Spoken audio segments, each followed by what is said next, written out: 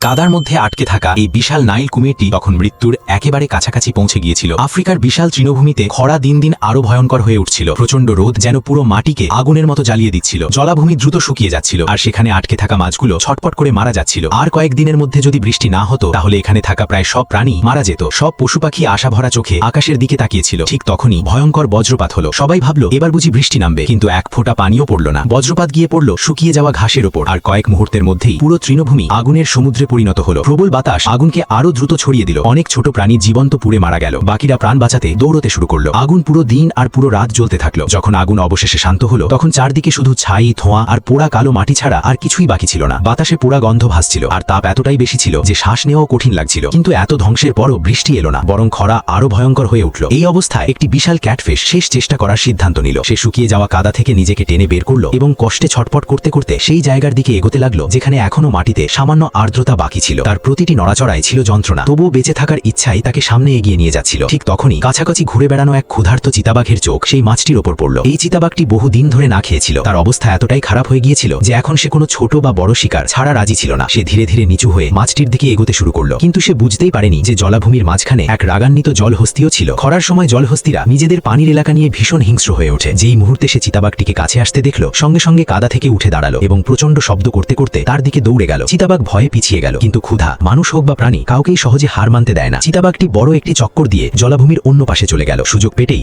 মাছটিকে ধরে ফেলল। এই শিকার তার কাছে জীবন আর মৃত্যুর পার্থক্য ছিল। কয়েক মিনিটের মধ্যেই সে মাছটিকে টেনে নিরাপদ জায়গায় নিয়ে গেল। ওদিকে সেই নাইল কুমিরও তখনও কাদার মধ্যে পড়েছিল। রোদ থেকে বাঁচার জন্য সে নিজের শরীরের ওপর মোটা কাদার স্তর জমিয়ে রেখেছিল, কিন্তু ধীরে ধীরে তার শরীর হার মানতে শুরু করলো। কয়েক সপ্তাহ কেটে গেল, কিন্তু আকাশে একটিও মেঘ দেখা গেল না। নদী পুরোপুরি শুকিয়ে গিয়েছিল। যে কুমির একসময় এই নদীর সবচেয়ে ভয়ঙ্কর শিকারী ছিল সে এখন দুর্বল আর অসহায় হয়ে পড়েছিল। একসময় সিংহ পর্যন্ত যার থেকে দূরে থাকত, আজ সে নিজেই মৃত্যুর সাথে লড়াই করছিল। অবশেষে একদিন তার সমস্ত শক্তি শেষ হয়ে গেল। সে সেই শুকিয়ে যাওয়া নদীতেই মারা গেল, যে নদী একসময় তাকে জীবন দিয়েছিল। ধীরে ধীরে তার শরীর পচতে শুরু করলো। শকুন, পোকামাকড় আর অন্যান্য প্রাণীরা তাকে খেতে লাগলো। মৃত্যুর পরও সে প্রকৃতিরই একটি অংশ হয়ে রইল। পুরো তৃণভূমি প্রায় 2 মাস ধরে খরা আর মৃত্যুর বিরুদ্ধে লড়াই করতে থাকলো। তারপর একদিন আকাশ কালো মেঘে ঢেকে গেল। প্রথম বৃষ্টির ফোঁটা যখন গরম মাটিতে পড়ল তখন মাটি থেকে ধোঁয়ার মতো বাষ্প উঠতে লাগলো। অল্প সময়ের মধ্যেই শুরু হলো প্রবল বৃষ্টি। টানা কয়েকদিন ধরে পানি পড়তে থাকলো। শুকিয়ে যাওয়া নদী আবার ভরে উঠল। প্রবাহিত পানি ছড়িয়ে পড়ল পুরো মাঠে। যেখানে কিছুদিন আগেও শুধু ছাই আর মৃত্যু দেখা যাচ্ছিল সেখানে আবার জীবন ফিরে আসতে শুরু করলো। শুকনো মাটিতে আবার সবুজ ঘাস জন্মাতে লাগলো।